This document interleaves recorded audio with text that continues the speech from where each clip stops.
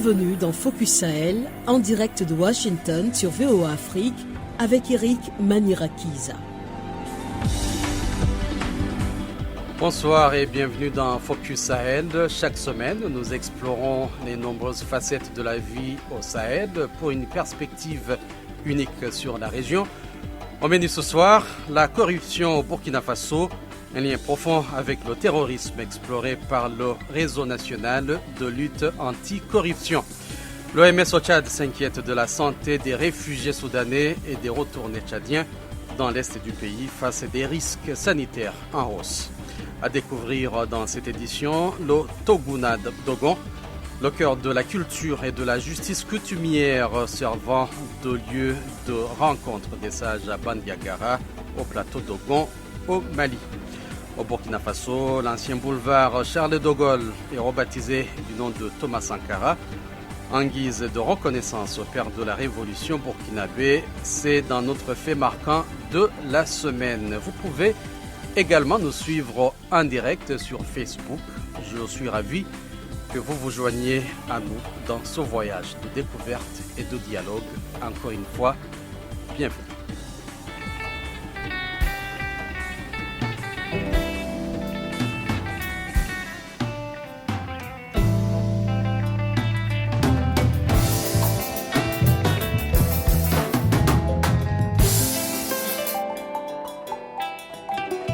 Depuis 2016, le Burkina est en proie au terrorisme caractérisé par des attaques meurtrières et des déplacements massifs de population. Des études pointent vers diverses causes, parmi lesquelles la corruption est considérée comme l'une des plus préoccupantes. De nombreux Burkinabés, y compris l'organisation de la société civile RONLAC, Réseau national de lutte anti-corruption, estime que la lutte contre ce fléau aurait un impact significatif dans la lutte contre le terrorisme. Dans ce reportage de notre correspondant Gilles Dasda, vous découvrez le lien entre la corruption et le terrorisme au Sahel. Suivez. Des citernes portées disparues, interceptées par des groupes armés terroristes sur plusieurs axes routiers du Burkina. Des années durant, ces faits se sont répétés, puis en 2021, une sombre affaire de contrebande de carburant va marquer l'opinion publique avec, à la clé, une quarantaine de personnes condamnées pour contrebande aggravée et mise en danger d'autrui. Et des cas de corruption comme celui-là, le réseau national de lutte anti-corruption RENLAC en dénonce à la perle chaque année. Pour la structure dirigée par Sagado Nakanabo, le lien entre corruption et terrorisme est clair. Ces gens qui sont dans les brousses là sont largement alimentés par un trafic de carburant. Et pendant cette période de lutte contre l'insécurité, il va sans dire que si on regarde la quantité d'armes qu'il y a dans nos brousses et nos forêts aujourd'hui, il n'y a pas de doute qu'il y a un important trafic d'armes. Et si on ne peut pas empêcher ce trafic d'armes-là, il va sans dire qu'on ne peut pas empêcher le terrorisme, puisque sans les armes, le terrorisme s'arrêterait même d'un coup. Loin de s'arrêter, les attaques terroristes se poursuivent au Burkina et d'étonnants cas de corruption sont révélés par la presse. Parmi les plus emblématiques, il y a le dossier des hélicoptères en 2020. Des hélicoptères payés à coût de dizaines de milliards qui en fait n'avaient rien d'hélicoptères de combat. Et c'est pas tout. Que de 2016 à 2021, ces forces de sécurité intérieure ont été toujours retenues dans le top 5 des services les plus corrompus.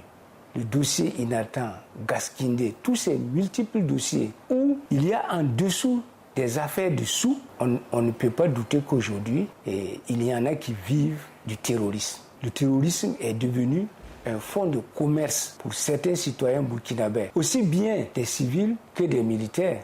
Et nous avons été d'ailleurs intéressés lorsque le chef de l'État a évoqué le fait qu'il y a des officiers qui sont devenus des milliardaires. Malheureusement, ce dossier n'est pas encore enrôlé. Et cette question des officiers milliardaires va ressortir lors du dernier entretien du chef de l'État, le capitaine Ibrahim Traoré. Ce que je souhaite même, ce n'est pas les officiers seulement qui sont fautifs dans cette affaire. Il y a des militaires et il y a des civils. Vous savez très bien. Vous savez qu'il y en a qui ont été découverts, mais est-ce qu'ils ont été jugés? Rien.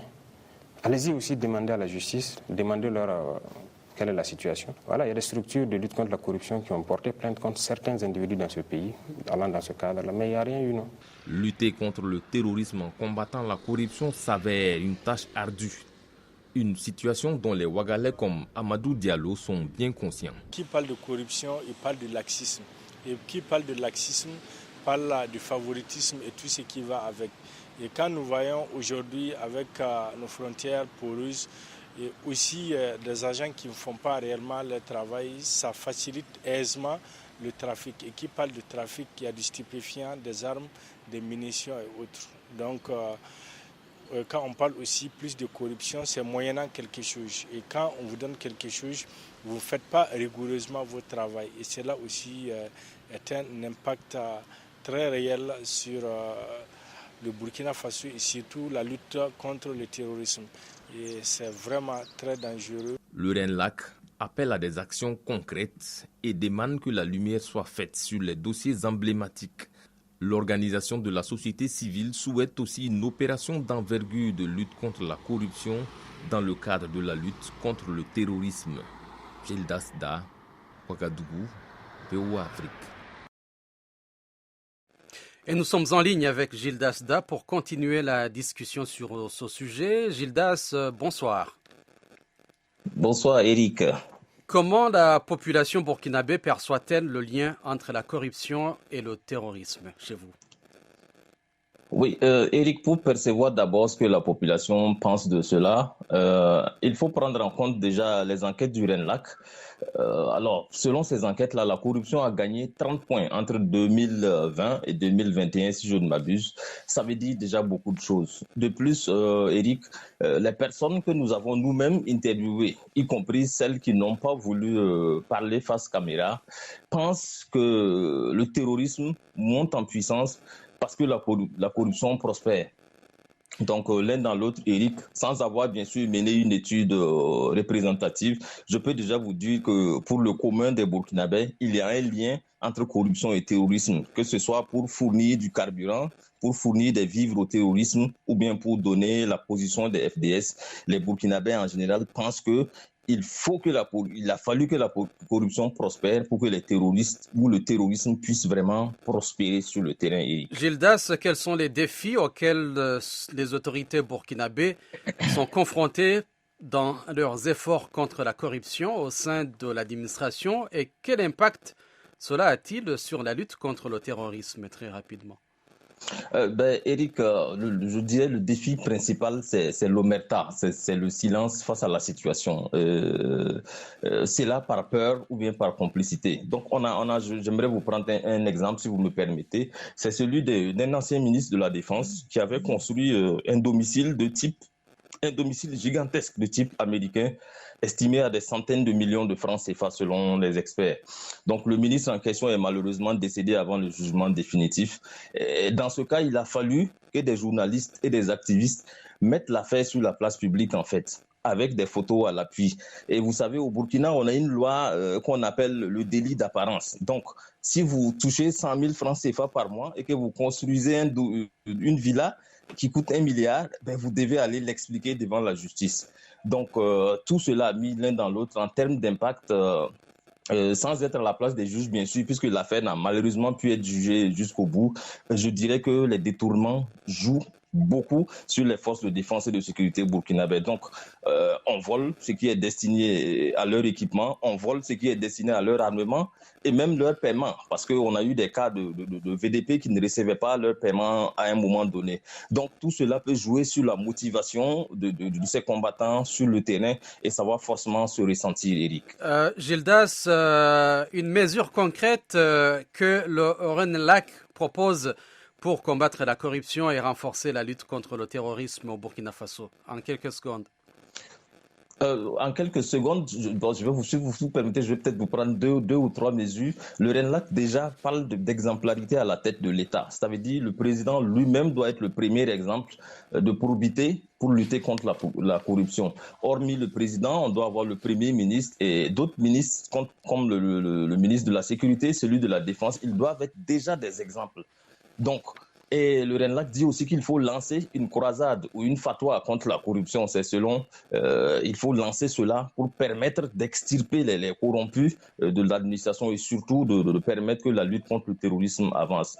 Donc, lorsque on prend un corrompu, c'est ce que le RENLAC demande aussi, il doit être condamné, mais aussi la somme qui a été volée ou la somme qu'il a reçue doit être totalement récupérée, en plus des dommages. Et ça même, en fait, ça y est dans la loi burkinabé, mais malheureusement, ce n'est pas appliqué. Vous avez des corrompus qui vont en prison, qui ressortent et qui jouissent des milliards qu'ils avaient détournés. Merci Donc, Gildas, c'est sur ce qu'on appelle l'action récursoire en termes judiciaires.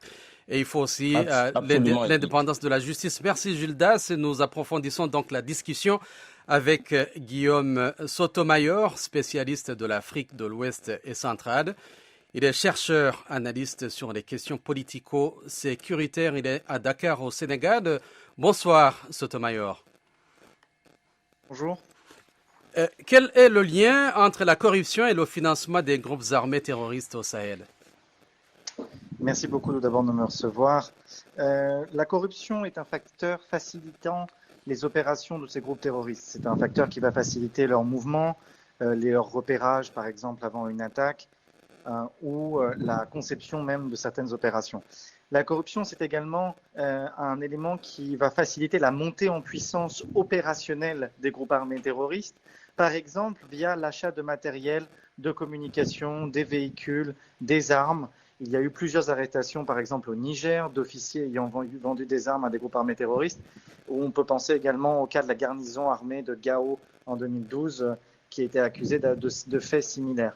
Il y a des liens de financement plus indirects, car la corruption facilite bien sûr les activités, les commerces et trafics licites et illicites que peuvent taxer les groupes armés terroristes et qui renforcent leur assise financière. Et enfin, la corruption est un élément essentiel pour faciliter le recrutement des groupes armés djihadistes, puisque cela délégitime l'État et la puissance publique dans des territoires dans lesquels l'action régalienne est déjà très limitée. Et quelles sont les implications de cette corruption sur l'efficacité des forces de sécurité locales? Elles sont nombreuses. Premièrement, cela affaiblit leur capacité matérielle, puisque la corruption va entraîner généralement un affaiblissement de la qualité des matériels disponibles, un affaiblissement également des moyens en termes de renseignement ou dans le fonctionnement même des troupes, c'est-à-dire c'est un facteur démotivant de la troupe. Cela va entraîner un non-versement de salaire ou des primes. Cela va entraîner également des problématiques autour des avancements ou des carrières qui ne vont pas être gérées selon des critères vertueux. Cela détruit en réalité donc l'éthique de la fonction publique et sa vertuosité, et donc sa crédibilité au sein des forces armées et de sécurité, mais aussi auprès des citoyens. Cela va donc entraîner une perte de confiance, une rupture de ce lien essentiel qu'est la confiance, car cela va impacter bien sûr la faiblesse du renseignement humain disponible pour les forces de sécurité et de défense, et les pratiques prédatrices d'agents publics vont retourner les populations contre ces derniers, les pousser dans les bras des groupes armés terroristes. Les efforts de lutte contre la corruption pourraient donc renforcer la capacité des gouvernements à lutter contre le terrorisme au Burkina Faso et dans d'autres pays sahéliens. Sotomayor, quelles sont les recommandations ou mesures préventives proposeriez-vous pour réduire cette corruption et renforcer cette lutte contre le terrorisme dans la région du Sahel? Et c'est un élément essentiel, puisque c'est l'élément clé pour améliorer, comme vous l'avez dit, le fonctionnement de tout l'appareil de sécurité, de toute la chaîne pénale, de redorer l'image de l'État et de poser par cela les jalons d'un long effort indispensable pour regagner le cœur des populations, pour redevenir une offre, un modèle de gouvernement légitime. Ce que sont devenus, à contrario, les groupes armés terroristes, notamment en raison de l'efficacité perçue de leur justice islamique. Il faut donc de l'indépendance, des ressources humaines, des ressources financières, mise à disposition d'autorités de lutte contre la corruption, des peines également à la hauteur des enjeux. Il ne faut plus de 2 poids 2 mesures face à la règle. Il faut une vraie volonté politique en ce sens. Il faut une justice plus grande sur tous ces aspects, et notamment via une présence vertueuse de l'État, positive aux yeux des communautés, et que cette dimension soit mise en priorité dans la lutte antiterroriste. C'est absolument essentiel pour son succès futur. Guillaume Sotomayor, spécialiste de l'Afrique de l'Ouest et centrale, chercheur, analyste sur les questions politico-sécuritaire. Vous êtes à Dakar au Sénégal. Merci beaucoup pour votre analyse, pour votre perspective. Merci à vous. Bonne fin. Le Sahel, une région à la croisée des chemins. Focus Sahel, votre nouvelle émission sur VOA Afrique. Crise sécuritaire, montée de l'extrémisme, déplacement de populations, influence étrangère. VOA Afrique braque ses projecteurs sur la bande sahélo-saharienne pour vous aider à comprendre les enjeux qui sévissent dans cette région et les événements qui rythment la vie de ces pays. Retrouvez nos équipes à Washington et nos correspondants sur le terrain pour des reportages, des analyses et des interviews. Pour tout comprendre sur le Sahel, rendez-vous tous les mardis à 18h temps universel sur VOA Afrique, voaafrique.com et toutes nos plateformes digitales. Au Tchad, l'OMS s'inquiète de la situation sanitaire des réfugiés soudanais et des Tchadiens rapatriés qui sont dispersés dans 4 provinces de l'est du pays. Dans de nombreux sites de transit, ces réfugiés et rapatriés vivent dans des conditions de promiscuité propices à la propagation de maladies.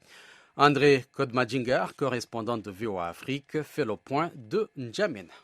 Ces réfugiés font une pression énorme sur le système de santé. Le système de santé, comme dans beaucoup de pays africains, est déjà très faible. Jean Bosco Ndiokubayo, représentant de l'OMS au Tchad. Il faut plus de personnel pour soigner tous ces réfugiés-là. Il faut plus de médicaments, il faut plus d'infrastructures. Avec cette impression des réfugiés, mais aussi avec les populations hautes qu'il ne faut jamais oublier, nous avons à peu près 2 millions de personnes qui sont dans le besoin de soins de santé de base. C'est énorme. Nous avons dans cette crise à peu près 3125 blessés de guerre au dernier chiffre. Et ces blessés de guerre sont soignés dans des cliniques mobiles à Adré. Et ce qu'on ne peut pas soigner à Adré, on envoie à Béché où nous avons une équipe de chirurgiens qui travaillent avec les chirurgiens nationaux pour opérer sur les cas qui sont référés d'Adré où on ne peut pas, bien sûr, les soigner.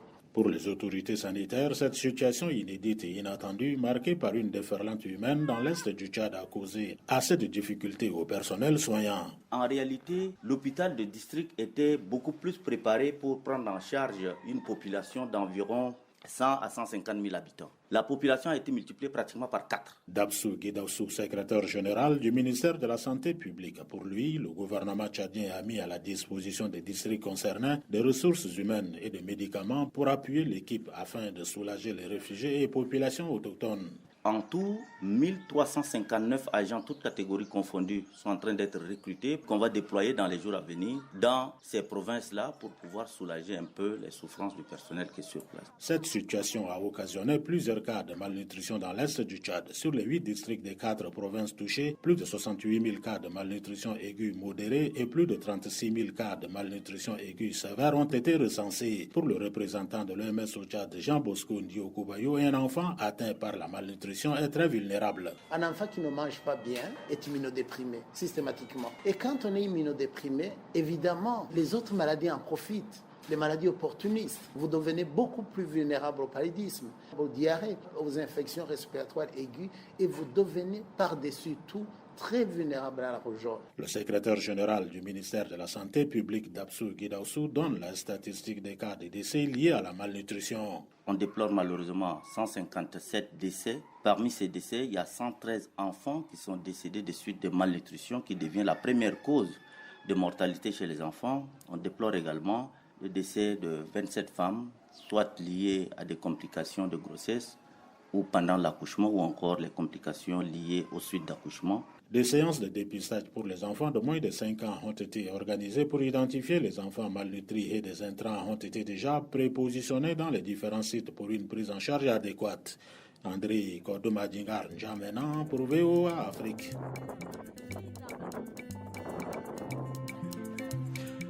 Le régime de transition au Burkina Faso a rendu hommage dimanche à Ouagadougou à l'ancien président Thomas Sankara, assassiné lors d'un coup d'État le 15 octobre 1987. La cérémonie a eu lieu devant la grande statue de Thomas Sankara, érigée dans la capitale burkinabé en 2019, à l'endroit où l'ex-président a été assassiné et inhumé en février. C'est notre fait marquant de la semaine. Ismaël Diallo, ancien député et un camarade de Thomas Sankara, est avec nous. Monsieur Diallo, bonsoir. Bonsoir. Comment ressentez-vous l'hommage rendu à Thomas Sankara et quelle est son importance? C'est un hommage qui devait arriver depuis longtemps, mais c'est bien qu'il arrive maintenant. Sankara est reconnu, célébré, salué dans plusieurs endroits à travers le monde et le Burkina était un peu à la traîne. Mais nous le faisons aujourd'hui et nous lui restituons la place qu'il mérite.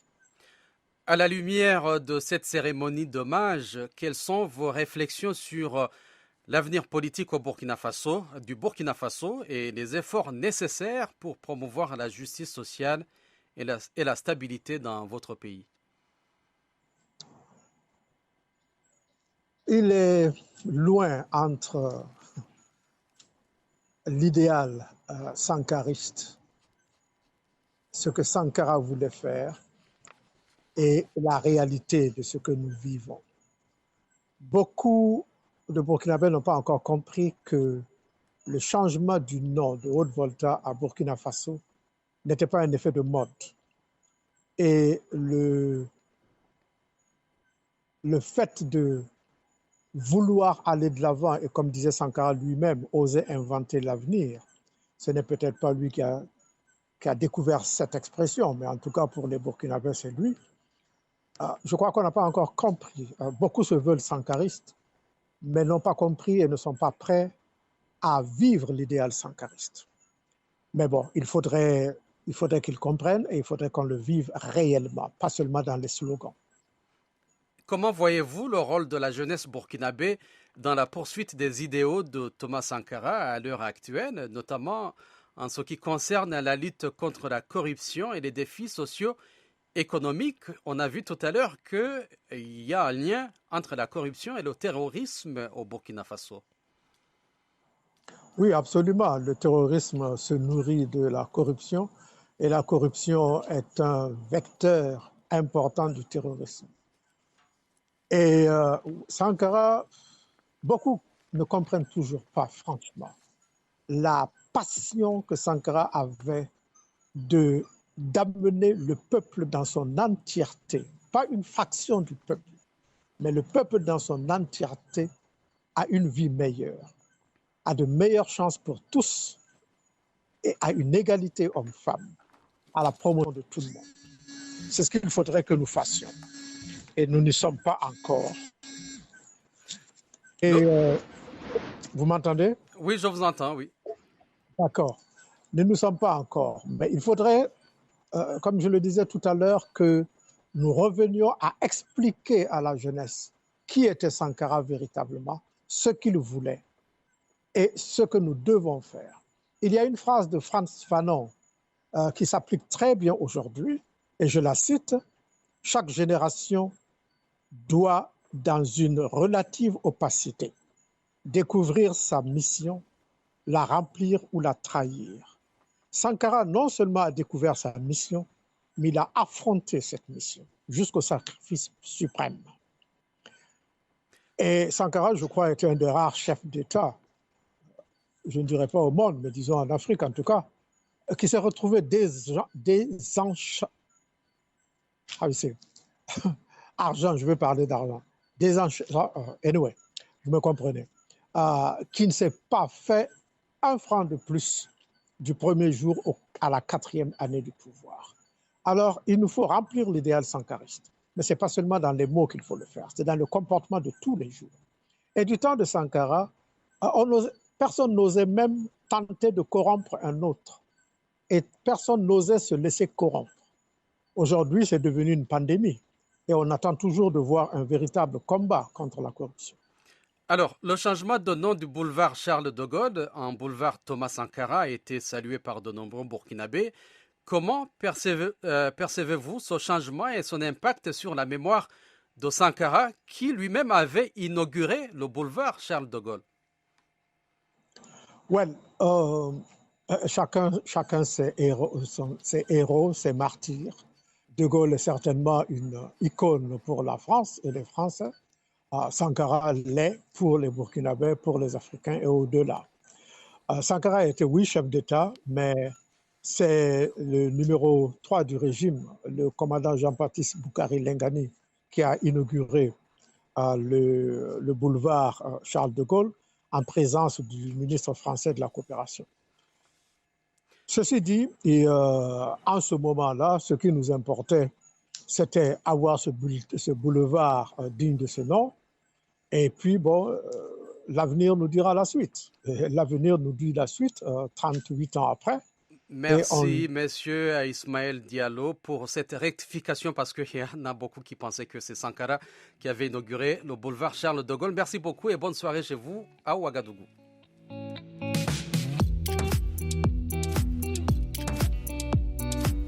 Direction Bandiagara, sur le plateau d'Ogon, dans le centre du Mali.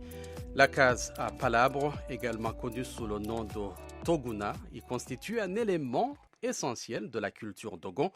Les sages du village se réunissent dans ce lieu pour discuter des affaires communes. Cet édifice sert également de palais de justice coutumière. Cette tradition des Dogons est un pilier de leur société, un espace où les décisions importantes sont prises. De Koro, la correspondance de Tidiani Ouedraogo. Salutations avant de se retrouver sur les grands hangars érigés au centre du village. Nous sommes au village de Kiro, dans les salles de Koro. Yakuba Tobato installe village qui accueille sur les grands Toguna. Le Toguna est un héritage culturel de nos ancêtres. C'est un lieu public où se réunissent les stages du village. Il est l'exemple de la position sociale chez les Togons.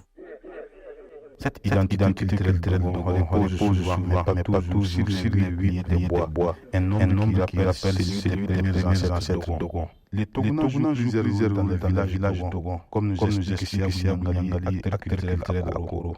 Les lieux de recueillement et la place, la vérité de Dieu. Généralement, il n'y a pas de femmes dans le Togona. Même quand il y a un jugement à faire, c'est au Togona que ça se fait. Et les femmes sont tenues à l'écart. La patriarche ont jugé que l'affaire de l'homme, c'est l'homme qui doit traiter cela. En plus d'être le palais de justice, le Togona est aussi un symbole d'hospitalité des Dogons. Quand un étranger vient dans le village, il peut se recevoir sur les Togona, de la rue et de l'eau pour témoigner de l'hospitalité du village. Dans ce village, le renouvellement de Togona s'est fait selon des critères. Nous sommes ici dans le village de Youi pour le renouvellement du Grand Togona. Une grande fête est réservée pour la circonstance. Notre grand Togona est renouvelé tous les 7 ans. C'est une tradition ancestrale et tout le monde participe. Les femmes sont aussi au rendez-vous de la cérémonie.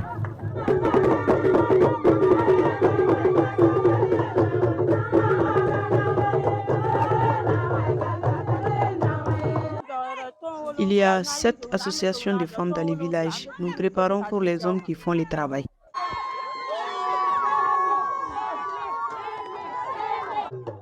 En plus du Togona, d'autres identités culturelles comme les masques attiraient plusieurs touristes venus de partout. Mais la crise sécuritaire a porté un coup dur au secteur. Beaucoup souhaitent un retour de la paix pour permettre à ceux qui souhaitent venir visiter ou revisiter la beauté culturelle du plateau Dogon. Tidjani Ouedraogo pour VOA Afrique, Koro. Merci à Tidiani Ouedraogo pour ce beau reportage. C'est la fin de cette édition de Focus Sahel. Merci à notre public qui nous a accompagnés dans ce voyage au Sahel. Merci également à nos invités qui ont partagé avec nous leurs expertises et leurs points de vue. Enfin, je tiens à saluer le travail de nos correspondants. Eric Manirakis a été avec vous au micro. Michel Claire-Joseph et Trésor Matondo ont assuré la mise en onde. Nachouane Kale à la console, nous vous remercions d'avoir écouté Focus Sahel et nous vous disons à bientôt.